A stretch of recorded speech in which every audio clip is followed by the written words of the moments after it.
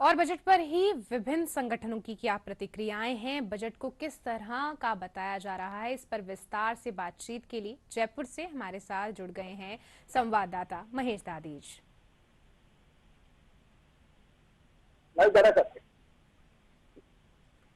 जी महेश, आप कहाँ पे मौजूद हैं अभी और क्या कुछ लोगों का कहना है बजट को लेकर? अभी कुछ ही घंटे हुए हैं कि बजट की घोषणा हुई है। जी देखिए अनीशा, बिल्कुल आज राजस्थान में भजनलाल सरकार का तीसरा जो ऐतिहासिक बजट है वो यहाँ पर वित्त मंत्री दिया कुमारी ने प्रस्तुत किया है। और इस बजट को लेकर के हर वर्ग जो उम्मीदें जता रहा था, अपेक्षाएं जता रहा था, वो निश्चित रूप से पूरी होती हुई नजर आ रही है। कई सारी आशाएं जो है इस बजट से थी और निश्चित रूप से सर्वांगीण विकास का ये बजट कहा जा रहा है। 2047 के विकसित भारत का जो ये बजट है उस दिशा में इसे ऐतिहासिक कदम बताया जा रहा है। मैं इस समय में 40 जो सबसे बड़ा व्यापारिक और औद्योगिक जो एक केंद्र है, तमाम जो व्यापारी और उद्योगपति जिससे जुड़े हुए हैं, मैं उस सेंटर पर हूं और यहाँ पर हमारे साथ में 40 के जो अध्यक्ष हैं सुरेश अग्रवाल जी मौजूद हैं। सर, पहला रिएक्शन इस बजट पर आपका क्या रहेगा? विकसित राजस्थान का बजट माननीय हमारे मुख्यमंत्री श्री बसवलाल जी के नेतृत्व किया है। ये 2047 को ध्यान में रखते हुए $4.6 बिलियन की इकोनॉमी कैसे बने राजस्थान, उसके लिए बजट पेश किया है। तो इस बजट की मैं सराहना करता हूँ और डेफिनेटली जो हमारी पॉलिटिक की भी डिमांड थी, काफी डिमांड मानी गई है। इसमें हमारे को जो इंडस्ट्रियल एरिया है उनको कैसे डेवलप और किया जाए, जिससे प्रॉब्लम पहले छोटी छोटी प्रॉब्लम है उसको किया जाए।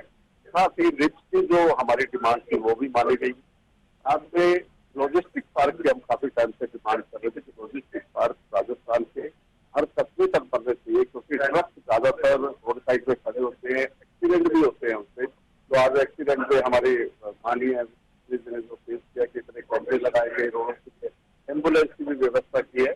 और लॉजिस्टिक पार्क के लिए 400 करोड़ रुपए के साथ साथ है कि पीपीपी मॉडल से इसको डेवलप करने की बात की, तो डेफिनेटली पीपीपी मॉडल से ये डेवलप भी हो जाएंगे बहुत जल्दी, क्योंकि लोग इंटरेस्टेड भी हैं और राजस्थान के हर एक जगह पे ये बनने का जहां तक है इसमें इंडस्ट्रियल पार्क की भी घोषणाएं जो है वो शामिल की गई है। किस तरह से उद्योगपतियों को जो है उम्मीदें इस बजट को लेकर के थी और किस रूप में ये उम्मीदें यहाँ पर पूरी होती आपको दिखाई दी है? आज का बजट एक अच्छा बजट कहा जाएगा, क्योंकि इतने लंबे बजट में मैं तो 3 घंटे से ये बजट पूरा सुना है और ये देख रहा है कि ऐसा कौन सा सेक्टर है जो कुछ ना कुछ ना मिला। पिछले सेक्टर को कुछ ना कुछ इसमें मिला है। निश्चित ही व्यापारी वर्ग और उद्योग का भी काफी ध्यान रखा गया है।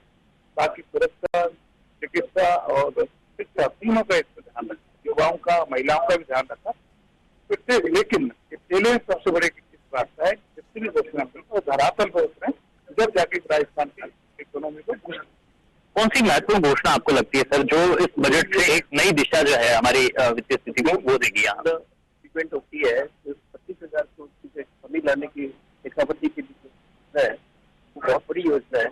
और इनके लिए अगर सेंट्रल गवर्नमेंट के हिसाब से पूरा हमारा शेखावती एरिया पूरा एकदम चमक जाएगा और उसमें road safety her point of view से हर दोनों आ जाएगा।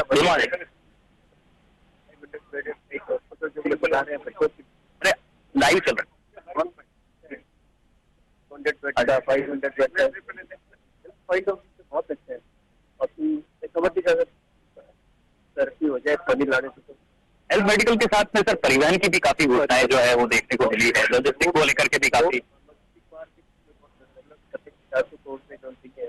वो एक बड़ा राजस्थान के लिए बहुत बड़ा काम हो गया। यहाँ पे प्रॉब्लम रहती है, इसके ऊपर जगह जगह बन जाएंगे तो पार्क तो बहुत जी। सोलर पार्क, क्योंकि अब हमारी बहुत महत्वपूर्ण घोषणाएं हो गई है, सोलर पर अब काफी फोकस किया जा रहा है। ऊर्जा के क्षेत्र में हम आत्मनिर्भर बन रहे हैं। किस रूप में आप देखते हैं राजस्थान को अब एक नई दिशा जो है वो इस रूप में मिलने वाली है?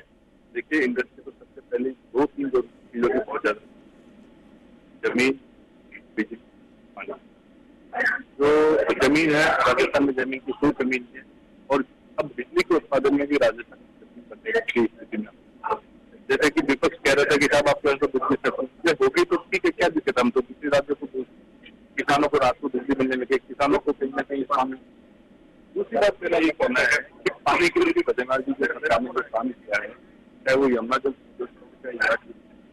का कहीं ना कहीं जो जी इंडस्ट्री महेश। को उससे जोड़ के देखा जाए तो उद्योगों में बढ़ावा होने जी, उद्योगों में बढ़ावा मिलेगा। हमारे साथ में सुरेश सैनी जी हैं। सर, एक जो फाइनल कमेंट है मैं इस पर आपका चाहूंगा, किस तरह से निष्कर्ष के रूप में आप देखते हैं कि ओवरऑल जो राजस्थान का बजट है वो किस रूप में रहा? देखिए, हर तबके को साथ, मैं व्यापारी की तरह से ये भी कहूंगा कि चाहे युवाओं को हो चाहे महिलाओं को, हर तरह का ध्यान दिया है। बिजली, पानी, स्वास्थ्य, अगर आज के बजट को देखें तो मुझे ऐतिहासिक बजट नजर आ रहा है। यहाँ तक कि वॉल सिटीज का सवाल है, जिस तरह से जयपुर का सवाल है, चाहे टूरिस्ट आना, हर तरह से मद्देनजर रखा है। हर तरह से सब तबके को कुछ न कुछ दिया है। नया टैक्स नहीं लगाया है।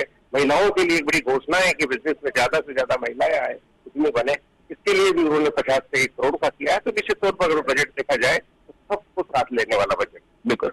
तो हर तबके, हर वर्ग की उम्मीदों और आशाओं को पूरा करता हुआ ये बजट यहाँ पर दिखाई दिया है। सर्वांगीण विकास का बजट इसे कहा जा रहा है और तमाम उद्योगपतियों और आपने देखा कि व्यापारियों की जो प्रतिक्रिया आई है वो साफ तौर पर ये बयां करती है कि ये जो बजट है वो हर वर्ग को ध्यान में रख करके तैयार किया गया हुआ बजट है। भले ही वो किसानों के लिहाज से इसमें जो तमाम घोषणाएं देखने को मिली हो, या फिर उद्योगपतियों के लिहाज से भी जो सिंगल विंडो जैसे प्रावधान, या फिर उन्हें किस तरह से स्मूथली यहाँ पर जो अपना उद्योग है उसको रन करने में कोई परेशानी नहीं हो। एक प्रशासनिक दृष्टिकोण से देखा जाए तो गवर्नेंस को कैसे स्मूथ किया जाए उस लिहाज से फोकस किया गया।